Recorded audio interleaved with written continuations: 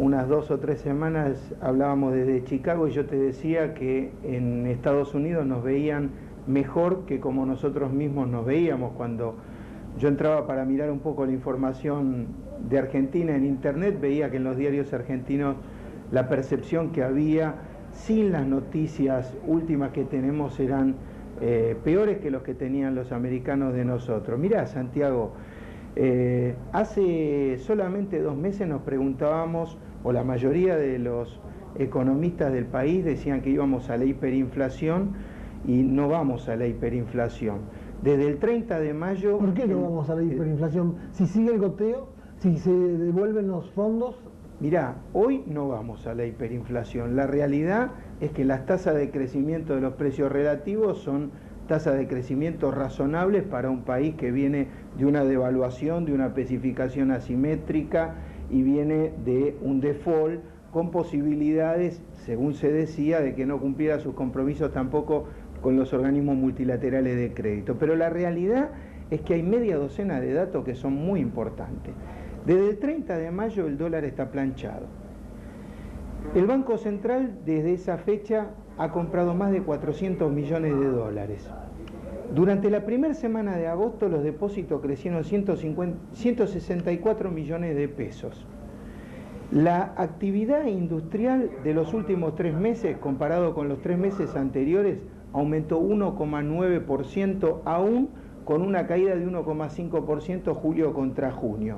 Es obvio que todo este tipo de indicadores, como los últimos de la producción de automóviles, que aumentó 6% el mes pasado, las ventas en el mercado local, 30% aumentaron las exportaciones, son síntomas que junto con el aumento de la actividad de la construcción, acumula 4,2% en los últimos 2 meses, los indicadores de confianza del consumidor de la Ditela para arriba, yo creo que tenemos que ser un poco más objetivos y dejarnos de bajonear.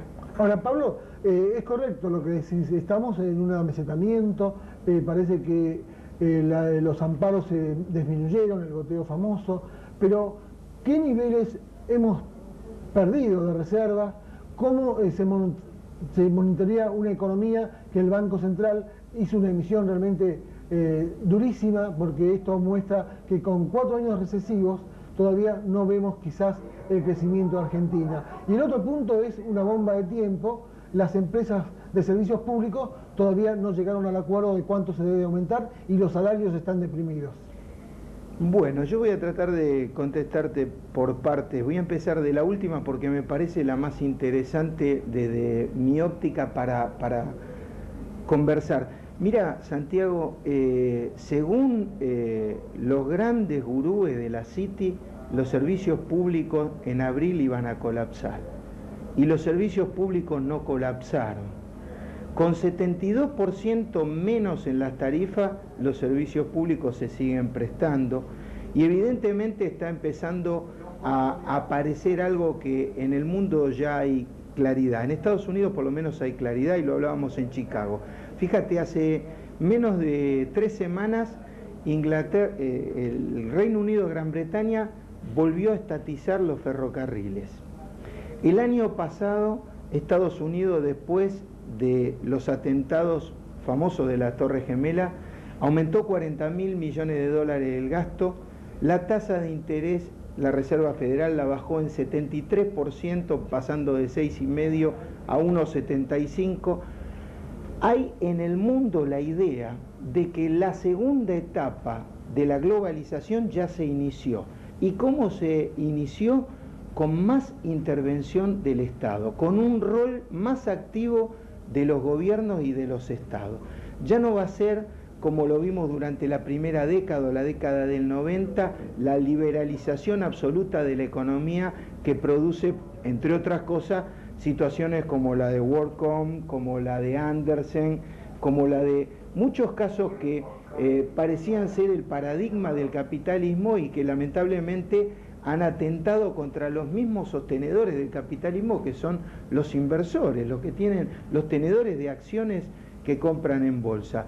Evidentemente, si bien ha sido útil durante mucho tiempo la liberalización y era necesario una reforma importante, la reforma del Estado del downsizing. Los estados se achicaron, había mucha tela para cortar en ese momento.